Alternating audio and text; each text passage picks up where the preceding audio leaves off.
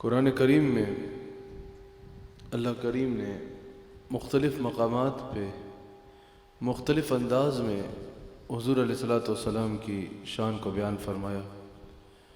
جو آیت میں نے تلاوت کی اس میں اللہ کریم حضور علیہ الصلوۃ والسلام کے میلاد کو، حضور علیہ الصلوۃ والسلام کی بعثت کو، حضور علیہ الصلوۃ والسلام کے مرتبے اور مقام کو بیان فرماتے ہوئے ارشاد فرماتا ہے وَمَا أَرْسَلْنَاكَ إِلَّا رَحْمَةً لِّلْعَالَمِينَ۔ اے میرے حبیب علیہ الصلوۃ والسلام، ہم نے آپ کو نہیں بھیجا مگر تمام عالمین کے لیے رحمت بنا کر بھیجا۔ اللہ کریم نے فرمایا وَمَا أَرْسَلْنَاكَ إِلَّا رَحْمَةً لِّلْعَالَمِينَ، میرے حبیب نہیں بھیجا مگر یعنی اس شان کے ساتھ بھیجا کہ آپ کو تمام عالمین کے لیے رحمت بنا کر بھیجا۔ اب مفسرین یہاں کہتے ہیں کہ اگر اللہ کریم یہاں یہ بھی ارشاد فرماتا کہ اے میرے حبیب علیہ السلام، ہم نے آپ کو عالمین کے لیے رحمت بنا کے بھیجا ہے، بات واضح تھی، بات سمجھ میں آ رہی تھی کہ اللہ نے حضور علیہ السلام کو عالمین کے لیے رحمت بنایا ہے، اللہ کریم نے حضور کو عالمین کے لیے رحمت بنا کر بھیجا ہے، لیکن اللہ کریم نے فرمایا وَمَا أَرْسَلْنَاكَ إِلَّا رَحْمَةً لِّلْعَالَمِينَ، میرے حبیب علیہ السلام نہیں بھیجا مگر اس شان سے بھیجا کہ عالمین کے لیے رحمت بنا کر بھیجا۔ یہاں ما نفی کے لیے ہے اور الا اس بات کے لیے ہے، نہیں بھیجا مگر اس شان سے بھیجا کہ عالمین کے لیے رحمت بنا کے بھیجا۔ مفسرین فرماتے ہیں یہاں ما نفی کے لیے ہے اور الا اس بات کے لیے ہے۔ اس کی وجہ یہ ہے کہ جب بھی نفی کے بعد اس بات کا ذکر آتا ہے تو وہ یہ بات ثابت کرتا ہے کہ یہ جو ذکر ہو رہا ہے یہ صرف مذکور کی شان نہیں ہے، بلکہ یہ شان مذکور کے سوا بھری کائنات میں کسی اور کو حاصل نہیں ہے۔ صرف یہ نہیں کہ جس کا ذکر ہو رہا ہے اس کی یہ شان ہے، بلکہ یہ کہ یہ شان اس کے سوا اس انداز میں کسی اور کو حاصل نہیں ہے۔ آپ کو سمجھانے کے لیے اگر آسان کریں، اگر کسی کو اللہ پہ ایمان لانا ہو، مسلمان ہونا ہو، اللہ پہ ایمان لانے کا اظہار کرنا ہو، عقیدہ توحید پہ ایمان لانا ہو اور اس کا اظہار کرنا ہو، تو وہ کیا کہتا ہے؟ کلمہ طیبہ پڑھتا ہے اور کیا کہتا ہے؟ لا الہ الا اللہ۔ صرف یہ نہیں کہتا کہ اللہ معبود ہے، بلکہ پہلے نفی کا ذکر کرتا ہے، اس کے بعد اس بات کا ذکر کرتا ہے، کہتا ہے لا الہ الا اللہ۔ جب وہ نفی کے بعد اس بات کا ذکر کرتا ہے تو اس کا عقیدہ واضح ہو جاتا ہے کہ اس کا صرف یہ عقیدہ نہیں ہے کہ اللہ معبود ہے، بلکہ اس کا یہ عقیدہ ہے کہ اللہ کے سوا کوئی معبود نہیں۔ ساری دنیا اس کا ذکر اس طرح کرتی ہے اور وہ میرے آقا علیہ السلام کا ذکر فرماتا ہے اس طرح وَمَا أَرْسَلْنَاكَ إِلَّا رَحْمَةً لِّلْعَالَمِينَ، حبیب نہیں بھیجا مگر اس شان سے بھیجا کہ عالمین کے لیے رحمت بنا کر۔ نبی کا ذکر کر کے اس بات کا ذکر فرماتا ہے اور قیامت تک کے لیے یہ بات واضح فرما دیتا ہے رحمت درجہ بدرجہ پہلے انبیاء بھی تھے، سب نبی رحمت تھے، سب رسول رحمت تھے، سب نبی رحمت بن کے آئے، لیکن جو شان رحمت ہم نے آمنہ کے لال کو عطا فرمائی وہ کسی اور کو نہیں ملی، وہ کسی اور کو نہیں ملی۔ جس انداز میں رحمت للعالمین حضور علیہ السلام کو اللہ کریم نے بنایا، بھری کائنات میں خدا کی ساری خدائی میں یہ مقام اور مرتبہ کسی اور کو حاصل نہیں ہے، کسی اور کو حاصل نہیں ہے۔ وَمَا أَرْسَلْنَاكَ إِلَّا رَحْمَةً لِّلْعَالَمِينَ، میرے حبیب علیہ السلام نہیں بھیجا مگر اس شان سے بھیجا کہ عالمین کے لیے رحمت بنا کر بھیجا۔ اب یاد رکھیے گا ہر رحمت ایک حد تک رحمت ہوتی ہے، اس سے بڑھ جائے تو وہ زحمت میں تبدیل ہو جاتی ہے۔ مثال کے طور پہ بارش کا برسنا اللہ کی رحمت ہے، بارش برسے تو ہم کہتے ہیں رحمت برس رہی ہے، لیکن زیادہ برس جائے تو وہ سیلاب آ جاتا ہے، زحمت میں بدل جاتی ہے۔ ہوا کا چلنا رحمت ہوتا ہے، لیکن اگر زیادہ تیز رفتار سے چل جائے تو زحمت میں تبدیل ہو جاتی ہے۔ ہر رحمت ایک حد تک رحمت ہے، اگر اس سے تجاوز کر جائے، اگر اس حد سے بڑھ جائے تو وہ زحمت میں تبدیل ہو جاتی ہے۔ یہ فقط میرے مصطفیٰ علیہ السلام کی ذات اقدس ہے جو سراپا رحمت ہے، ان میں زحمت کا اور کوئی پہلو موجود نہیں ہے، زحمت کا کوئی پہلو بھی موجود نہیں ہے۔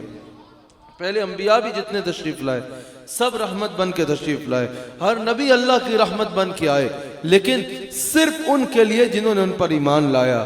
ہر نبی صرف ان کے لیے رحمت بن کے آئے جنہوں نے ان کا کلمہ پڑھا، ہر نبی صرف ان کے لیے رحمت بنے جنہوں نے ان پر ایمان لایا۔ لیکن میرے مصطفیٰ علیہ السلام پہلے انبیاء کی دعائے ضرر کا بھی قرآن میں ذکر موجود ہے کہ اگر لوگوں نے ان کی نافرمانی کی تو انہوں نے اس قوم کے لیے دعائے ضرر کی جس کے سبب اللہ کا عذاب آ گیا اس قوم کے اوپر۔ تو پتہ چلا کہ ہر نبی رحمت تھا، لیکن صرف ان کے لیے جنہوں نے ان پر ایمان لایا. لیکن میرے آقا علیہ الصلوۃ والسلام جب تشریف لائے، میرے آقا علیہ السلام صرف اپنوں کے لیے رحمت نہیں، میرے مصطفیٰ بیگانوں کے لیے بھی دنیا میں رحمت بن کے آئے. اعلیٰ حضرت نے کہا ہے نا، دنیا میں ہے کافر و مرتد پہ بھی رحمت رسول اللہ کی. دنیا میں رسول اللہ صلی اللہ علیہ وآلہ وسلم ہر ایک کے لیے رحمت بن کے تشریف لائے. دنیا میں میرے آقا علیہ الصلوۃ والسلام کی رحمت ہر ایک کے لیے عام ہے. آخرت میں صرف حضور علیہ الصلوۃ والسلام کے غلاموں اور اللہ کو ماننے والوں کا حصہ ہوگا. لیکن دنیا میں حضور علیہ الصلوۃ والسلام کی رحمت عام ہے ہر انسان کے اوپر، ہر انسان کے اوپر، ہر جانور کے اوپر، ہر ایک کے اوپر. میرے مصطفیٰ علیہ الصلوۃ والسلام کی رحمت دنیا میں عام ہے. میرے مصطفیٰ علیہ السلام صرف اپنے ماننے والوں پہ نہیں، میرے مصطفیٰ ہر انسان کے لیے، ہر جاندار کے لیے رحمت بن کے آئے، بلکہ عالمین کے لیے رحمت بن کے آئے. پہلے انبیاء کے سامنے اگر کوئی آیا اور اس نے توہین کی، انہوں نے دعائے ضرر کر ڈالی جس کے سبب اس پر اللہ کا عذاب آیا.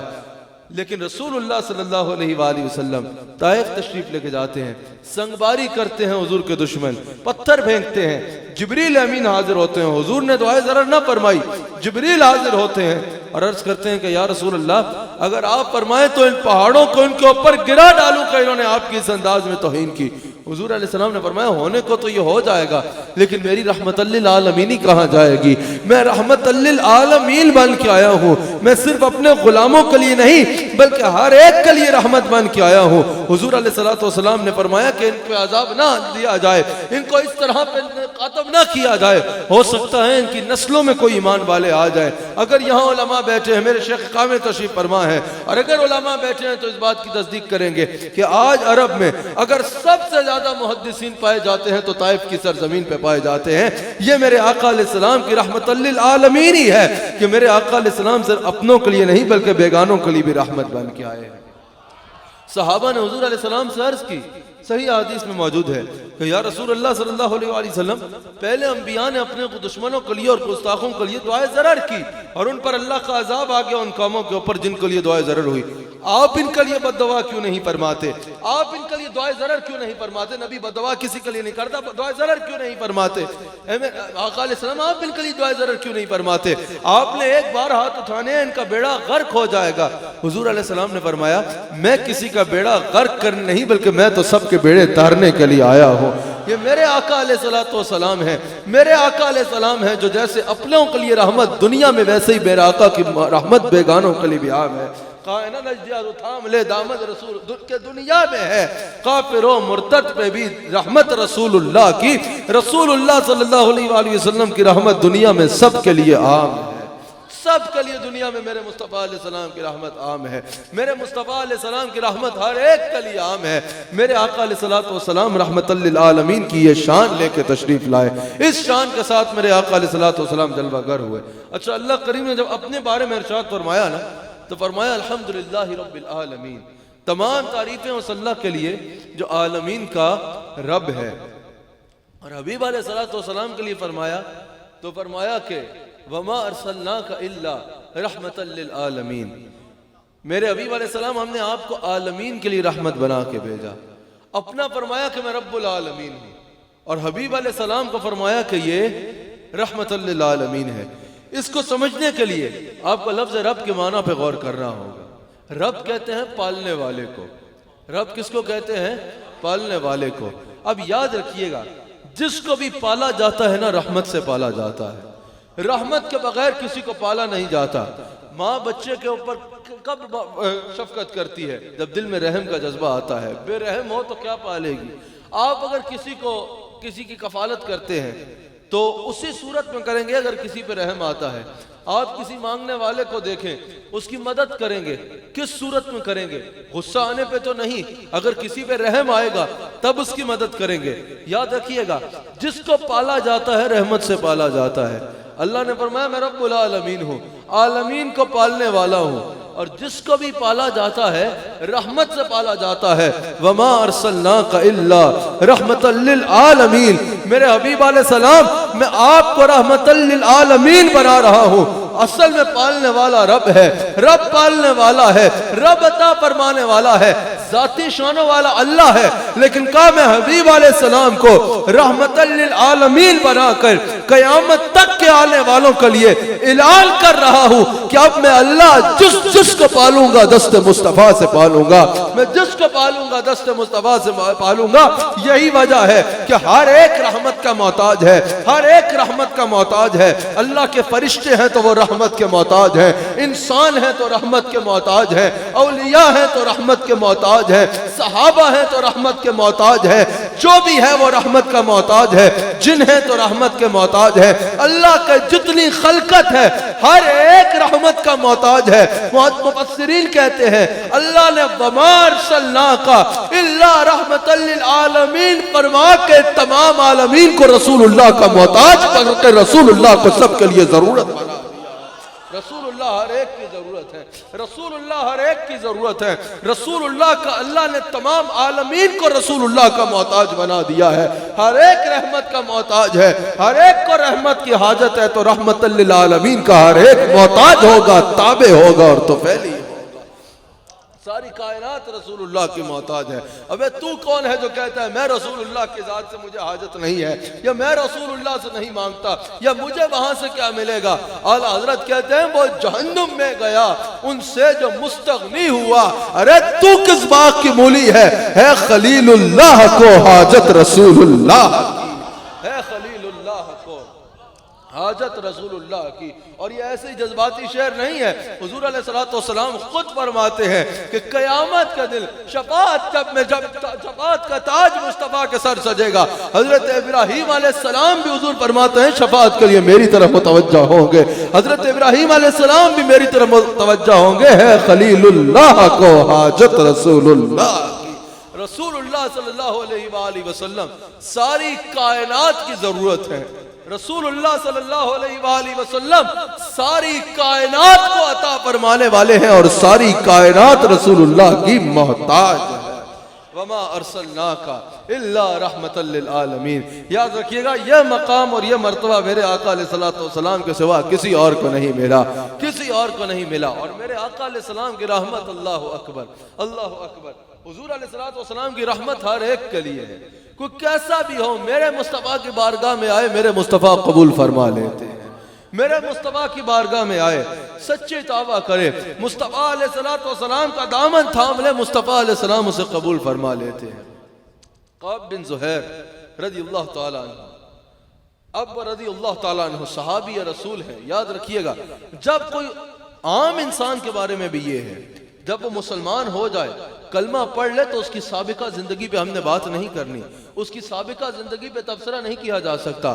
اور جو صحابی رسول ہے وہ تو ہر حال میں ہر مسلمان سے، ہر ولی سے، ہر غوث سے، ہر قطب سے، ہر قلندر سے بڑھ کے، سارے غوث اکٹھے کر لو، سارے کتب اکٹھے کر لو، سارے پیر اکٹھے کر لو، سارے علماء اکٹھے کر لو، سارے عبادت گزار اکٹھے کر لو، ساری امت کو اکٹھا کر لو، اس ایک صحابی جس کو زندگی میں ایک لمحہ رسول اللہ کی معیت کا مل گیا، کلمہ پڑھا، ایک لمحہ رسول اللہ کی معیت کا ملا، نہ نماز کا موقع ملا، نہ روزے کا موقع ملا، نہ ذکر اذکار کا موقع ملا، بس ایک لمحہ حضور کا دیدار نصیب ہوا حالت اسلام میں، حالت ایمان میں، اور اسی حالت میں وہ دنیا سے چلا گیا۔ ساری امت اکٹھی کر لو، سارے غوث اکٹھے کر لو، سارے قطب اکٹھے کر لو، سب اولیاء اکٹھے کر لو، اس ایک صحابی کے پیروں کی خاک کے برابر بھی نہیں ہے۔ حضرت قعب بن زہیر، پہلے قعب بن زہیر جو ہے یہ حضور کے دشمنوں میں تھے، حضور علیہ السلام کے خلاف شاعری کرتے اور بہت نازیبہ کلمات کہہ دیے، بہت نازیبہ الفاظ کہہ دیے۔ صحابہ کو ان پہ غصہ، صحابہ کو قعب بن زہیر پہ غصہ، قعب بن زہیر کو ڈھونڈ رہے ہیں۔ قعب بن زہیر منہ چھپا کے حضور کی بارگاہ میں آئے فتح مکہ کے موقع پر، جب حضور سب کو معاف فرما رہے ہیں نا، کہا سب کو معاف کر رہے ہیں، ہاں سب کو معاف کر رہا، بڑے کریم ہے، ہاں آج جو آ رہا ہے معاف کرتے جا رہے ہیں، ہاں معاف کرتا جا رہا ہوں، منہ پہ کپڑا ہے۔ کہا اگر قعب بن زہیر اسے معاف کریں گے، اگر قعب بن زہیر آ جائے تو قعب بن زہیر کو معاف کریں گے؟ حضور نے فرمایا اس کو بولو منہ سے کپڑا ہٹائے میں اس کو بھی معاف کر دوں۔ میں جب بھی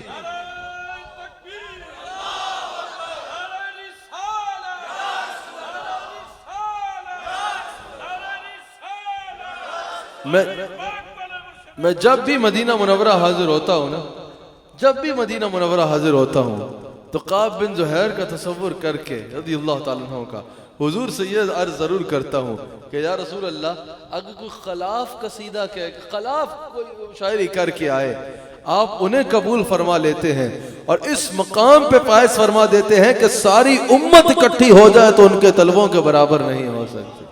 تو یا رسول اللہ ہم تو آپ کی شانوں کے گناہگار ضرور ہیں لیکن قصیدے کہتے آئے ہیں۔ اللہ تعالی ہم سب کو حضور کا وفادار رکھے، نمک حلال رکھے۔ اللہ تعالی ہم سب کی اس محفل میں حاضری قبول فرمائے۔